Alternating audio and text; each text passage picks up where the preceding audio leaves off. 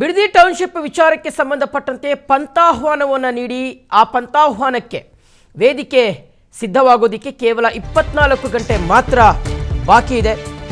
ಒಂದು ಕಡೆ ಮುಖ್ಯಮಂತ್ರಿಗಳು ಕೊಟ್ಟಂತ ಪಂಥಾಹ್ವಾನವನ್ನು ಸ್ವೀಕಾರ ಮಾಡಿರುವಂಥ ಎಚ್ ಡಿ ಕುಮಾರಸ್ವಾಮಿ ಅವರು ಸ್ಥಳವನ್ನು ಮಾತ್ರ ಬದಲಾವಣೆಗೆ ಬಯಸ್ತಾ ಇದ್ದಾರೆ.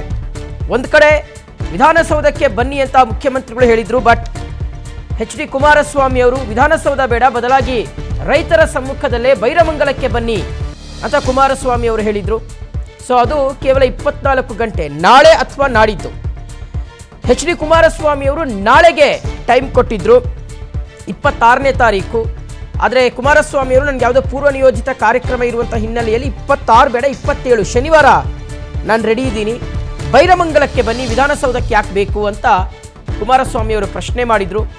ಸೊ ಈಗ ಈ ಪಂಥಾಹ್ವಾನದ ವಿಚಾರಕ್ಕೆ ಸಂಬಂಧಪಟ್ಟಂತೆ ನಿಜಕ್ಕೂ ಸಹ ಇಬ್ಬರು ನಾಯಕರು ಕೂತ್ಕೊಂಡು ಚರ್ಚೆ ಮಾಡ್ತಾರಾ? ಇಬ್ಬರು ನಾಯಕರು ಎಲ್ಲಿ ಚರ್ಚೆ ಮಾಡ್ತಾರೆ?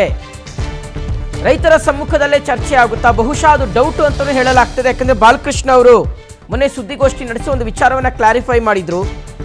ನಾವೇನಾದರೂ ಬಹಿರಂಗವಾಗಿ ಒಂದಷ್ಟು ಜನರನ್ನು ಸೇರಿಸ್ಕೊಂಡು ಅಲ್ಲಿ ಸಭೆಯನ್ನು ಮಾಡಿದರೆ, ಚರ್ಚೆ ಮಾಡಿದರೆ ಕಾನೂನು ಸುವ್ಯವಸ್ಥೆ ಧಕ್ಕೆ ಆಗಬಹುದು, ಒಂದಷ್ಟು ಗಲಾಟೆಗಳಾಗಬಹುದು, ಚಾಲೆಂಜಿಂಗ್ ಸಿಚುವೇಶನ್ಸ್ ಕ್ರಿಯೇಟ್ ಆಗಬಹುದು.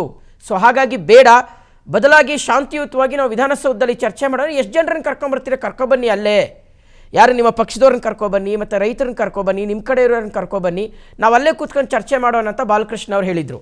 ಸೊ ಹಾಗಾಗಿ ಈ ವಿಚಾರ ತೀವ್ರ ಕುತೂಹಲಕ್ಕೆ ಕಾರಣ ಆಗ್ತಾ ಇದೆ. ಇಲ್ಲಿ ಯಾರು ಗೆಲ್ತಾರೆ ಯಾರು ಸೋಲ್ತಾರೆ ಅನ್ನೋದಕ್ಕಿಂತ ಹೆಚ್ಚಾಗಿ ವೀಕ್ಷಕರೇ, ರೈತರ ಹಿತ ರಕ್ಷಣೆ ಆಗಬೇಕಾಗಿದೆ. ರೈತರ ಭೂಮಿ ಏನಿದೆ, ಒಂದಷ್ಟು ಜನರು ರೈತರು ಭೂಮಿಯನ್ನು ಕೊಡೋದಕ್ಕೆ ಸಿದ್ಧರಾಗಿದ್ದಾರೆ, ಆದರೆ ಮ್ಯಾಕ್ಸಿಮಮ್ ರೈತರು ಭೂಮಿಯನ್ನು ಕೊಡೋದಿಲ್ಲ ಅಂತ ಹೇಳ್ತಾ ಇದ್ದಾರೆ. ಸೊ ಹಾಗಾಗಿ ಎಲ್ಲ ರೈತರಿಗೂ ಈ ಸಂದರ್ಭದಲ್ಲಿ ನ್ಯಾಯ ಸಿಗಬೇಕಾಗಿದೆ, ಎಲ್ಲ ರೈತರ ಅಭಿಪ್ರಾಯಕ್ಕೂ ಸಹ ಮನ್ನಣೆ ಸಿಗಬೇಕಾಗಿದೆ, ಯಾರೋ ಒಬ್ಬರ ಹಿತಾಸಕ್ತಿಯನ್ನು ಕಾಯುವಂಥದ್ದಲ್ಲ. ಸೊ ಹಾಗಾಗಿ ನಾಳೆ ಈ ಒಂದು ಚರ್ಚೆ ವಿಧಾನಸೌಧದಲ್ಲಾಗುತ್ತೋ ಅಥವಾ ಬಿಡದಿಯೇ ವೇದಿಕೆ ಆಗುತ್ತೋ ಅನ್ನೋದನ್ನು ಕಾದು ನೋಡಬೇಕಾಗಿದೆ. ಸರ್, ನಮ್ಮ ನಿಲುವು ಬಹಳ ಸ್ಪಷ್ಟವಾಗಿದೆ. ನಮ್ಮ ನಾಯಕರು ಈಗಾಗಲೇ ವಿಸ್ತಾರವಾಗಿ ಹೇಳಿದ್ದಾರೆ. ಏನು 26ನೇ ತಾರೀಕು ಮಾನ್ಯ ಮುಖ್ಯಮಂತ್ರಿಗಳು ಕೊಟ್ಟಿದ್ದಂತ ಆಹ್ವಾನವನ್ನ ಸ್ವೀಕಾರ ಮಾಡಿ 26ನೇ ತಾರೀಕು ನನಗಾಗಲೇ ಪೂರ್ವ ನಿಯೋಜಿತ ಒಂದು ಕಾರ್ಯಕ್ರಮ ಇರೋದ್ರಿಂದ 27ನೇ ತಾರೀಕು ಬಿಡದಿಗೆ ಯಾರು ಬಾಧಿತರಿದ್ದಾರೆ, ಯಾರು ನೊಂದೋರಿದ್ದಾರೆ, ಯಾವ ರೈತರು 475 ದಿನ ಹೋರಾಟ ಮಾಡ್ತಾ ಇದ್ದಾರೆ, ಅವರ ಸಮ್ಮುಖದಲ್ಲೇ ಅವರ ಮಧ್ಯದಲ್ಲೇ ನೀವು ಬನ್ನಿ, ನಾನು ನಮ್ಮ ಹತ್ರ ಇರುವಂತ ದಾಖಲೆನ ತಗೊಂಡ್ಬರ್ತೀವಿ, ಅಲ್ಲಿ ಚರ್ಚೆ ಮಾಡೋಣ. ಈ ಯೋಜನೆಯನ್ನ ನಾವು ಮಾಡ್ತಾ ಇರೋದ, ಅಟಕ್ ಬಿದ್ದು ನೀವು ಮಾಡ್ತಾ ಇರೋದ, ಇದು ಯಾರ ಜೋಬ್ ತುಂಬಿಸ್ಕೊಳ್ಳೋಕ್ಕೋಸ್ಕರ ಮಾಡ್ತಾ ಇರೋಂಥ ಯೋಜನೆ, ಅದನ್ನ ನಾನು ಎಳೆ ಎಳೆಯಾಗಿ ಬಿಚ್ಚಿಕ್ತೀನಿ ಅಂತ ಅನ್ಬಿಟ್ಟು ಈಗಾಗಲೇ ನಮ್ಮ ನಾಯಕರು ಸ್ಪಷ್ಟವಾಗಿ ಹೇಳಿದ್ದಾರೆ. ಅದಕ್ಕೆ ಅಲ್ಲಿನ ಶಾಸಕರು ಮಾನ್ಯ ಬಾಲಕೃಷ್ಣರವರು ಏನು ಕಾನೂನು ಸುವ್ಯವಸ್ಥೆ ಆದ್ರೆ ಅಲ್ಲಿ ನಮ್ಮ ಕಾರ್ಯಕರ್ತರು ನಿಮ್ಮ ಕಾರ್ಯಕರ್ತರು ಘರ್ಷಣೆ ಆದ್ರೆ ಅದಕ್ಕೆ ಯಾರು ಹೊಣೆ?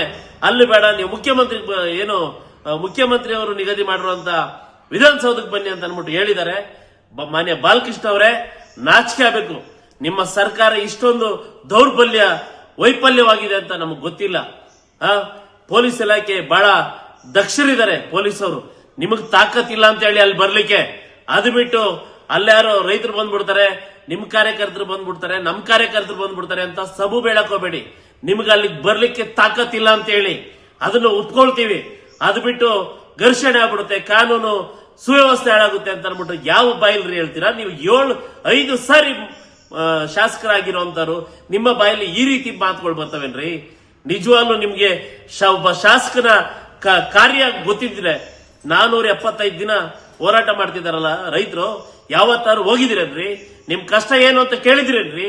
ಬಿಡದಿ ಭಾಗದ ಹಳ್ಳಿಗೆ ಯಾವತ್ತಾರು ಕಾಲಿಕ್ಕಿದಿರೇನ್ರಿ? ಆ ಜನ ನಿಮ್ಮನ್ನ ಕೊರಳು ಪಟ್ಟಿ ಹಿಡ್ಕೊಂಡು ಹೊಡಿತಾರೆ ಅಂತ ಅನ್ಬಿಟ್ಟು ನೀವು ಅವತ್ತಿಂದ 475ನೇ ದಿವಸದಿಂದ ನೀವು ಹೋಗ್ತಾ ಇಲ್ಲ. ನಿಮಗೂ ಗೊತ್ತು ಮುಂದಕ್ಕೆ ನೀವು ಗೆಲ್ಲಲ್ಲ ಅಂತ. ಸರ್, ನಮ್ಮ ನಿಲುವು